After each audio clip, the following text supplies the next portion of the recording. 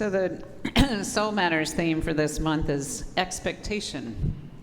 And last Sunday I began reflecting on expectation, and I shared with you a kind of online set of jokes about people's expectations of ministers. And I'll share a few of them once again. So the perfect pastor.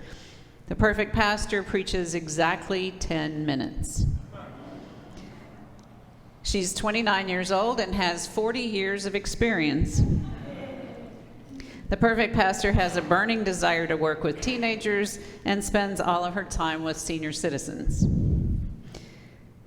She makes 15 home visits a day and is always in her office to be handy when needed. I got more comments about this than my sermon. Which says something, I'm not sure what.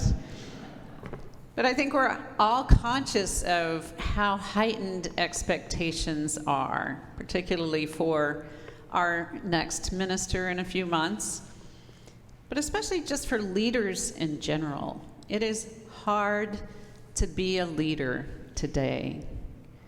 Hard to be a ministerial leader, hard to be a political leader.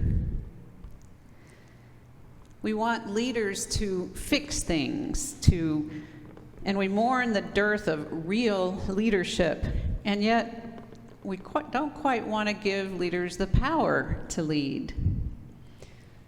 We have a suspicion of power, experienced too viscerally recently, the power to overwhelm, to oppress, and yet abdication of power can be just as dangerous. I think women are particularly vulnerable to this ambivalence, and it's often hard for them to see themselves as leaders. I think of my mother, who taught for over 50 years, and was one of the strongest leaders I have ever seen. In fact, one time I saw her taking a knife out of the hands of a kid who was threatening a knife fight. So when my mother was nominated to be the president of her congregation, she called me and she said, I don't see myself as a leader.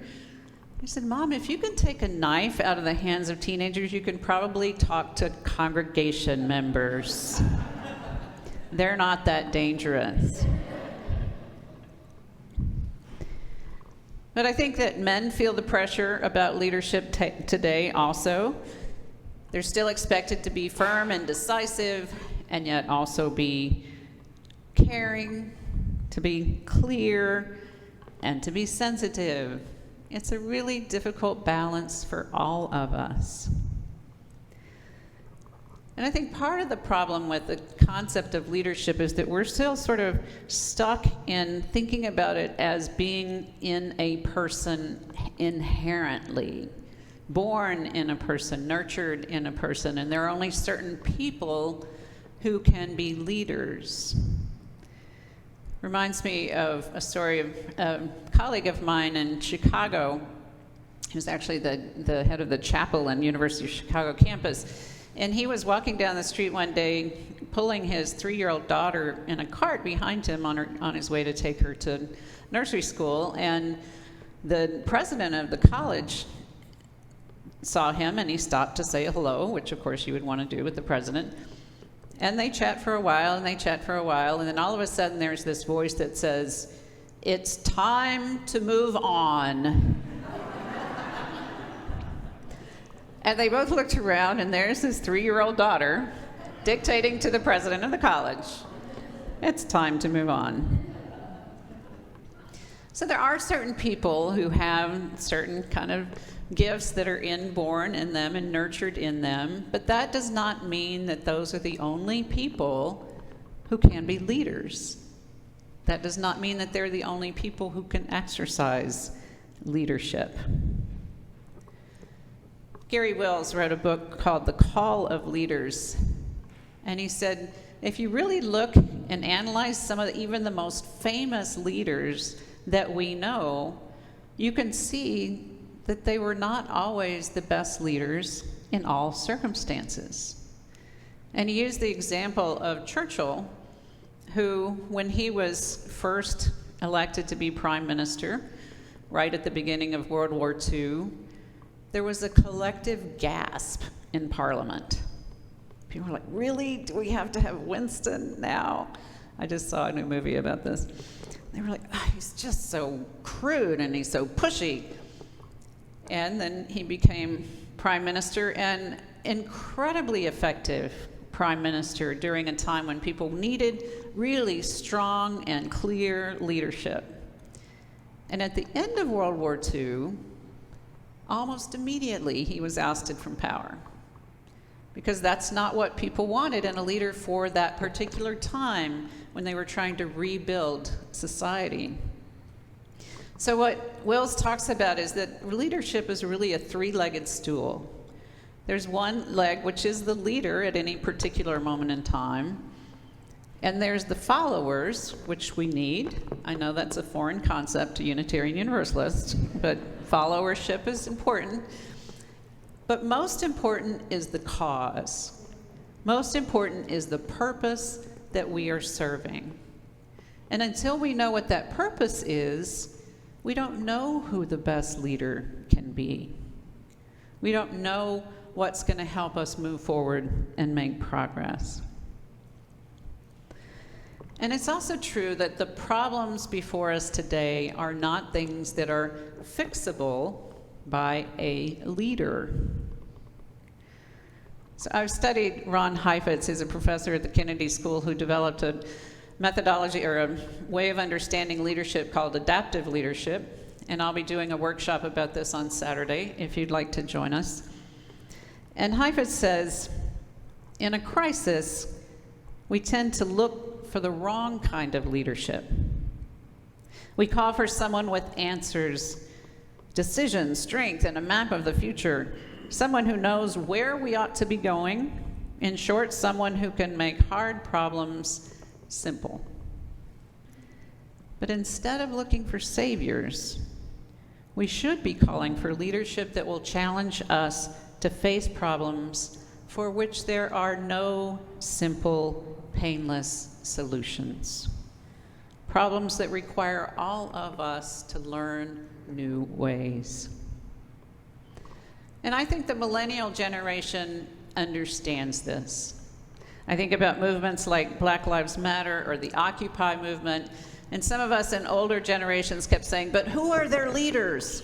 Why don't they identify a leader? How can they make any progress without a leader? And millennials steadfastly refuse to do that because they understand that the challenges that are before us today need collaboration. There are some really big questions in front of this congregation. How can we grow and thrive in an environment that distrusts institutional religion? How can we create a governance system that simultaneously is transparent and inclusive and efficient and empowering? Can we be financially sustainable by relying only on voluntary donations? What kind of public role can we play that really is going to have true impact on the world around us? If anybody has simple answers to those questions, I want you to speak to me after the service, please. They are not going to be solved by a leader, but rather by all of us bringing forth some kinds of collaborative acts of leadership.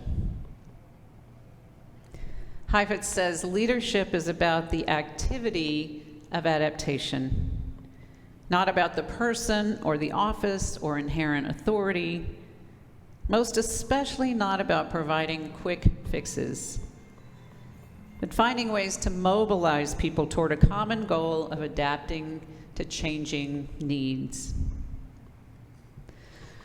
So what Heifetz does is he distinguishes between adaptive leadership and technical leadership. Technical leadership is when you know what the problem is and you know what the solution is. Sometimes it's hard to gather all the resources together to make that solution work, but you know what it is. A furnace dies. You need a technician. Sometimes you need to raise some money for that. But you know you can fix it. And when it's fixed, everybody can relax because it's done. And there are real technical problems, and we need to have technical leaders who can help address them. But adaptive problems are challenges where we really don't even quite know what the problem is, and we certainly really don't know what the solution is. And we need to grapple together to really open ourselves up to new understandings and new paradigms and new ways of looking at things before we can actually make some progress. And if we fail to distinguish between those two things and try to bring technical leadership to an adaptive problem, guess what? We're not going to succeed. Gil Rendell says, if we believe that the change we are facing is a problem, then we'll treat it as a problem and we'll search for solutions. And oftentimes the solutions we search for will be things like, well, let's just fix the people, right? Let's replace them, let's train them, let's make them do things differently. That will help us solve our problem. Or we can fix the program. If we just have different programs that we offer, if we just do it in a different way, that's gonna solve the problem. Or my personal favorite in Unitarian Universalist congregations, let's fix the policy. Surely changing a policy is gonna make it better. And all of those things are important. We need to look at how people are trained. We need to look at how we do our programs. We need to look at our policies. But doing those things is not going to solve our problems, because we don't have full control over all of those things. So there's certain assumptions about adaptive leadership that we have to think about as we look at these challenges. One is that adaptive leadership understands leadership as a verb, not a noun. It's what we do together. It's not inherent in only one or few people. And adaptive leadership requires purpose. Back to that Gary Wills notion that we have to know what we're trying to move toward. We have to have a common thing to rally around, or else we're going to devolve to trying to fix things with particular people. We need to recognize that technical leadership is good. It's not bad, but it's not sufficient. And, most challengingly, disequilibrium and discomfort are needed to do this work. If we're not uncomfortable, we're not changing. I often say that the role of a leader is the art of disappointing people at a rate that they can stand.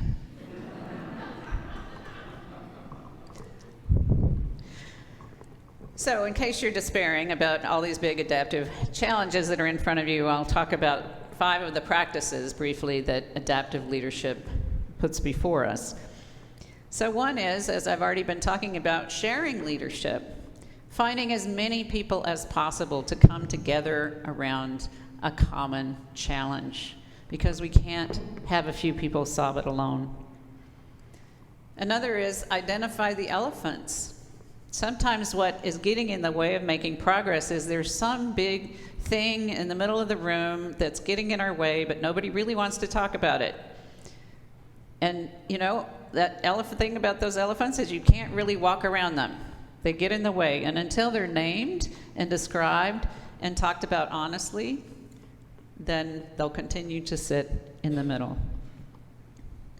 Another is developing leadership capacity. So doing some of the things that the nominating committee and I are collaborating on, like the class on Saturday, and different ways in which we engage all of you to learn together to help develop your own personal capacity. To institutionalize reflection and continuous learning. One of the things I really enjoy about working with the board on is that they're constantly learning. We take books that we read together. We share articles with one another because we recognize that we still have things to learn, all of us. And we have to create holding environments. You have to create small group conversations and smaller ways in which people can interact with one another around these really challenging things that help us have difficult conversations. And you'll be hearing us talk more about those opportunities coming up. Now, as Unitarian Universalists, we ought to be uniquely suited to act on these principles. We already have them as a basic way in which we approach religious life. We know that we need to take responsibility for our own religious understandings. There may be a great font of wisdom out there, but it requires us to take it in. It requires us to make our own meaning. We know that we cannot accept that all truth has already been revealed or that there are easy solutions, and we have to equip ourselves to respond to changing realities and making meaning even amidst the change. I think we affirm that all people have the potential to be leaders in different ways and at different times, and that sometimes our calling is to be followers in pursuit of a larger goal. There's some interesting new developments in leadership. There's a book by Adrienne Marie Brown, I think I've mentioned it before, called Emergent Strategies. And what leaders like Adrienne Marie Brown talk about is that instead of thinking that we have to have some kind of answer out there, that we actually need to look at what we have among us now. That we actually have many of the skills, many of the perspectives, many of the ways of being among us now. And our job is to help uncover them, both within ourselves and in others. She says, "Nothing is required of me more than being and creating. Simultaneously being present with who I am, who we are as a species, and creating who we must become. And within the who, I must become." UUCA needs you, needs all of you. To paraphrase one of our hymns, all of your voices and all of your visions are important and essential. Whatever spark alights within you in this place, I want you to nurture that spark. Blow it into a full flame. Find a way to share it with others so that together we may build a giant bonfire of purpose and of hope. We can do it together. Amen.